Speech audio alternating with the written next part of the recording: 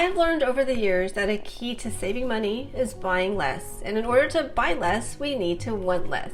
But how? Do you struggle with this? In this video, I'm going to share 7 tips on how to want less. Welcome to my channel. I'm Maria, and if you're feeling overwhelmed and tired and would like tips about simple and healthy living, then spend some time with me. Maybe it's age or maturity or laziness about taking care of things, but I'm finding that I want and need less stuff. It wasn't always like that. Over the years, I accumulated a lot of stuff. But then over the past several years, as I am cleaning out a lot of these things, I felt the need to not want to accumulate so much stuff. So here are some tips to help you, and stay till the end because number 7 has been the most effective strategy for me. First, recognize the difference between your needs and your wants. There are items that we need that are for our health and safety, such as food and soap. For food, our body needs good unprocessed whole foods such as vegetables and a source of protein. It doesn't need gummy bears or Cheetos. We want these items because they are yummy, but we know that avoiding them would be best for us, for our physical and financial health. So when deciding whether to get something, ask yourself, do I really need this, or is this more of a want? Then I challenge you to put it down if it's a want, especially when you're trying to be healthier or simplify. Tip 2, plan your shopping. I know that if I just want to go out and look, especially during a sale such as Black Friday, I'm going to bring back stuff I don't need for the sake of a bargain. That's how I wind up with a handful of eventually unwanted items, and that is dangerous for my wallet and space. So I find that it helps to write down what I'm looking for on my shopping trip and then to circle items that are necessary so that I can focus on finding those items. So shop with a purpose. Tip 3. Related to shopping, reduce subscribing to emails from places that sell you things. This one is sneaky because a lot of websites advertise that they have a sale. Then when you click on their ad, a pop-up box will ask for your email so they can send you a discount code. And now you have just subscribed to their email list and you will receive countless notifications of their sales and deals to entice you. If you love their products and it's something you need on a regular basis, then that's great. But if you don't, then unsubscribe so you are not tempted.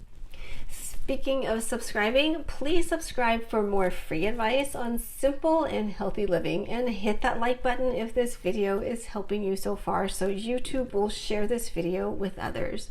Thank you. And I have 4 more tips to share with you, so let's keep going. Tip 4, keep things organized. I love having visible space and clear containers to organize items so that I can see what and how much I have. If you haven't seen my video on the container method, I will link it in my description. With that method alone, I can quickly assess what and how much of something I have to determine if I need to replenish it. When things are unorganized, we forget, or I know I forget, that I have the item and how much, which then leads to overbuying. Number 5, keep a budget. When we set a budget for items, it will help us prioritize what we truly need versus those impulse purchases. I have a certain amount per month for my clothes, and if I want an item that will put me over my budget, I find that having that set limit will help me put the item back and stay on track for my financial goals. Tip 6. I know I have mentioned this next strategy in other videos. To emphasize its importance, I am going to say it here too, and that is to stop comparing.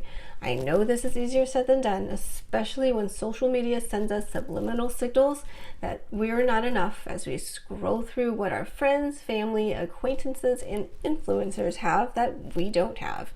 So my weapon against comparison is to bring to mind Theodore Roosevelt's quote, "Comparison is a thief of joy," and this next most important tip. Tip number 7, find contentment. Part of our struggles with not buying more stuff and simplifying is to find contentment with what we have, who we are, and where we are today. Finding contentment can be a struggle in a world that tries to make you want more. Now, finding contentment is not settling for less. We do need to better ourselves and achieve our purposes. But when our identity is tied to just wanting more to look good and to succumb to external pressures of who we ought to be, then that can lead to needless striving.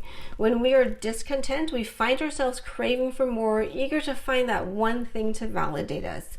Unfortunately, discontent will always make us want more.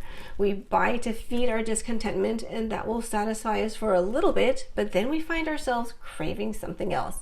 So in order to stop the toxic cycle of discontentment, we must find contentment. Think of the quote that says, "Contentment will make a poor man rich, while discontentment will make a rich man poor."